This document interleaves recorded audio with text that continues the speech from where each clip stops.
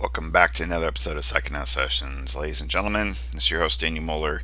Today I'm going to cover the Terminator number 7 from Now Comics. Why am I randomly covering this issue in the middle of a series? I recently just found this book at a Comic Con while digging in dollar bins with my buddy. Got it for 50 cents. This is literally one of the first comics I ever picked up as a kid. I remember picking it up at Food Fair grocery store in Mount Vernon, Missouri, which was the only place I got comic books in the middle of the Ozarks, in the small town in the Ozarks I grew up in. And it blew my mind. It so stuck out on the racks. I mean, I had like a few other comics, like some Spider-Mans and just, other random stuff, Superman and stuff. But this stuck out on the rack, and I was mind blown, and I had to beg and beg and beg my mom to buy it for me. And I don't recall, because I was so tiny, so young. I think it was only like in first or second grade. I had to promise to earn a certain amount of money with chores, which back then I only got paid like a quarter for like a chore or whatever. So I had a lot of work to do to get up to $1.75. And I think back then my parents would make me cover tax too. Did not, and I don't know what happened to it. I guess it like got lost in one of my comic purges, where I had to sell comics to kind of get by, or I don't know. This is a pretty beat up copy. It's even got like, rats had eaten it, but I had to pick it up. It just brought back too many memories. Now Comics, so I actually have a few Now Comics, and I think I even have some original books, like some Astro Boy and Speed Racer, which I might cover as well. They were kind of an independent imprint. They were like an alternative to Marvel and DC that I was lucky enough to have exposure to. I didn't get exposure to a lot of the independent books because all I could do was get my books at the Food Fair grocery store in Mount Vernon, Missouri. But for some reason, they got a bunch of Now Comics in. That was like the one independent strain of books. And I remember picking up Speed Racer, like 2 Speed Racer books. I remember picking up a bunch of Astro Boys, and I loved Astro Boy.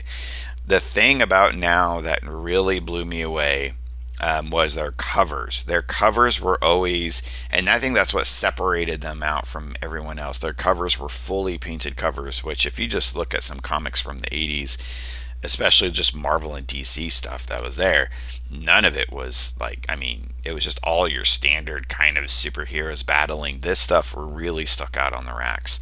And this one especially. Because as a kid watching Terminator, it's terrifying. Arnold Schwarzenegger, robots, disguised as humans. But to see this and think, what? There's Terminator dogs. I just like, oh my God. Yeah, I was all in for it. And I must have, I actually recently going through this, I absorbed so much in the way that I draw in cartooning, and so much of this is so embedded into my consciousness because I read through this book probably more than any comic during my early elementary years. And hey, cover by Norm Breyfogle, who I recently am covering his work right now on the Prime series with my friend Aaron Conaway on our Ultraverse series. But yeah, I'm Norm Breyfogle, very notable for his like muscular, like superhero kind of work and line drawing, but like as a painter, holy shit, yeah, I am all in. So without further ado, let's kind of dive in and see what we got here. Cool thing about Now is that every book that came out during their that month, they would list all the other books that were out that month too, so you can make sure and not miss something. So a really great bit of advertising. Written by Jack Herman, who did some other independent comics work. He did the Elementals, and he did a book called Eagle, which is like kind of like a ninja samurai dude kind of thing. And then when I saw the pencils, and this is guest penciled by, I don't know who penciled all of the others, all the other books in this series. When I saw this, I was like Robinator, like Terminator, but Robin. I was like, what? And then I was like trying to look it up, like if this was like a pen name used by something. Like, no, Robinator. It's, you just can't really see the space very well, but it's Robinator is a person who, did a little bit of comics work. He did some, it was a lot of it was independent. Mad Dog Publishing, Jabberwocky Graphics. But he was most notable for this book from Elsewhere Publishing called Kyra, which is like this like female like barbarian. That's the probably his most prolific work. And then after that, he actually went on doing like puppetry and ventriloquist kind of stuff as a commercial artist and commercial designer, specifically for like parade floats and stuff. So very interesting person. This editorial is nuts.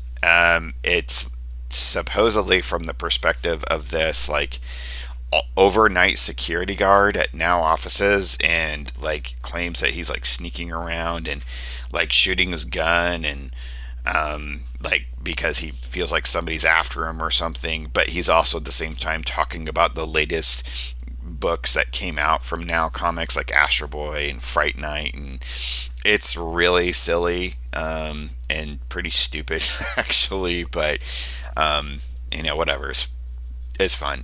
Yeah, this is embedded into my consciousness. So another interesting thing about Now Comics is that a lot, I don't know. Well, yeah, I mean, it looks like their comics are painted even in the inside. So this is marker or paint as well.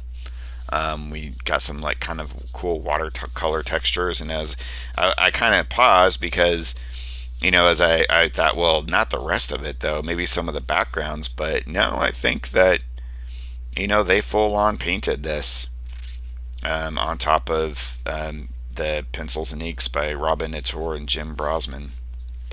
So you get these guys, the Clemente brothers, and they're just out scoping. So this takes place after the Terminators have already taken over, and that's what was so appealing about this for me, because I just like, what, this takes place in the future where the Terminators have taken over and everybody's just like fighting against Skynet, which has already just destroyed the world. Like, whoa, like the fact that like you were getting this like dystopian future was mind-blowing. You get these skulls and stuff, and they're hanging out like scoping out for Terminators. They're part of a troop of survivors. So they're drinking, hanging out, and they see a Terminator walking on the way, and they decide they're going to take him out, but there's this like barking dog. So it's this concept that like they're establishing from the outset that dogs can sense Terminators, so they're like alarms. And that was actually hinted at, I think, in the movie too, if I remember correctly. But they know something's up. So they shoot the head off the Terminator. So apparently they have like guns that are powerful enough to take the Terminators out. And then this confused me as a kid. So there's this dog down there yipping. Terminator is coming up to it. They shoot its head off, and then like this is like a leg of the Terminator, an arm, and it's like I didn't know what this was, and there's bits of it coming down like on top of the dog. The dog's sitting there like like what's happening here? And of course they're like, woo, took its head clean off. And then you get this. And as a kid, I thought this was like the same thing. And like this was the Terminator dog. And it somehow became a Terminator dog because the Terminator touched this dog and died on top of it or something, and then it becomes the Terminator dog. Like as a kid, I did not understand at all.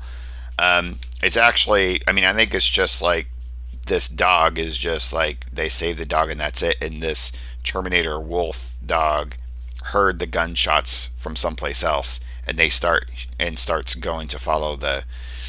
But I didn't get that at all. Like, and it is confusing because, like, what does this panel even mean? So kind of weird. But elements that I took away as a kid, in learning how to draw was figure stuff like this, and the way that the fist was like moving up and just like stuff like that. I studied like crazy. So yeah, this is, you can kind of see it is painted comic, but it's not painted well. It's like very just like basic colors.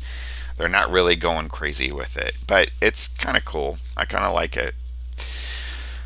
When I say it's not painted well, that wasn't meant to disparage. It was just like, it's not like it's ultra detailed. So this wolf is going after them and walks up, and they're like, okay. It opens its mouth, and its teeth grow 6 inches.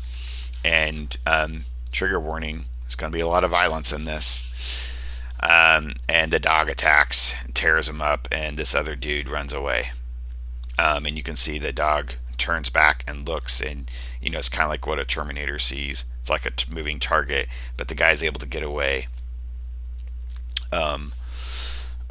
And then we go to the place where this particular contingent of survivors are hiding out, in this like parking garage, working on cars, just kind of talking like, man, we haven't eaten in a long time, blah blah blah.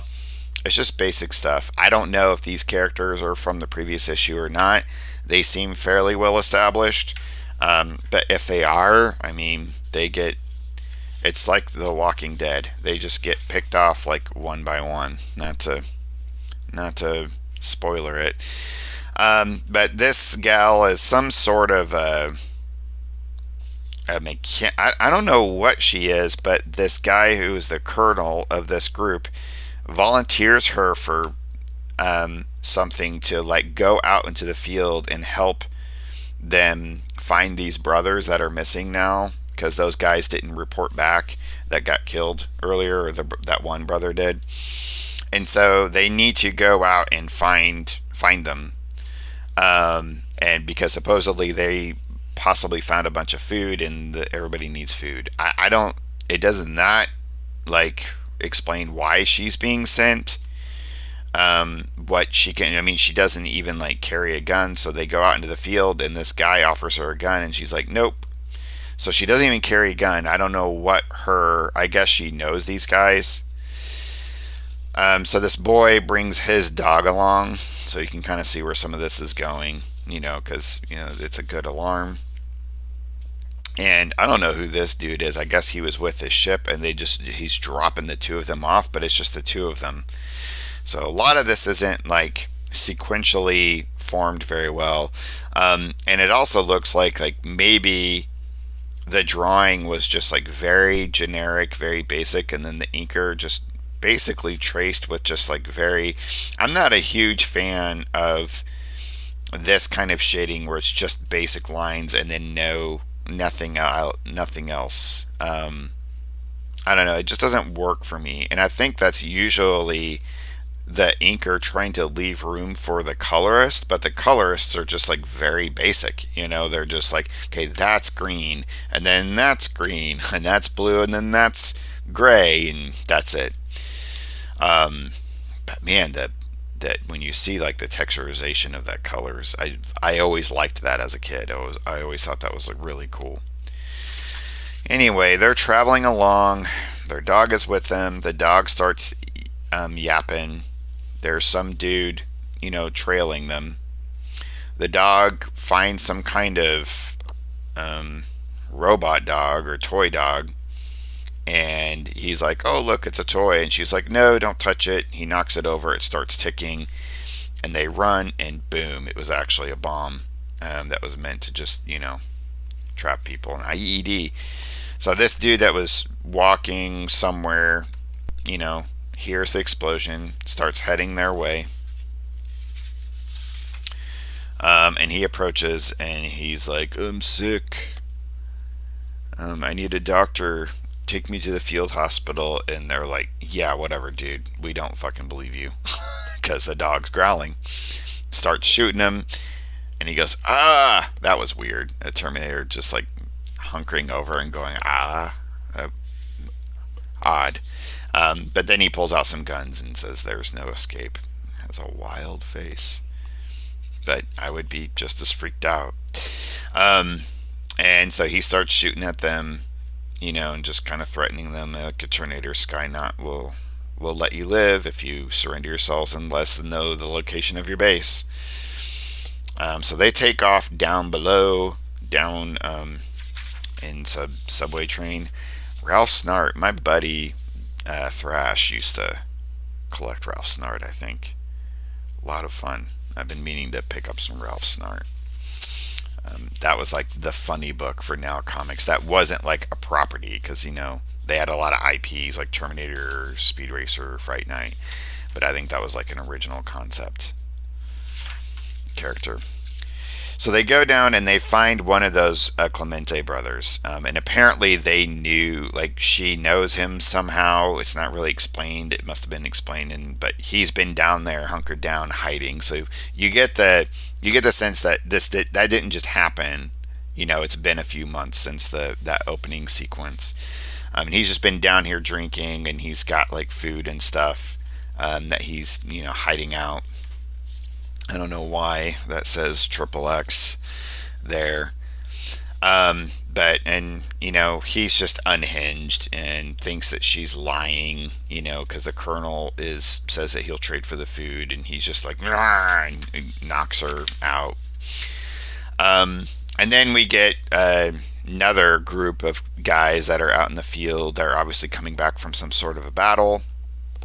And this same dude from before, this same Terminator, is kind of trying his hand at, hey, I really need some help. They just don't believe him at all. They don't even have a dog, and they're just like, whatever, dude, we're just going to shoot you.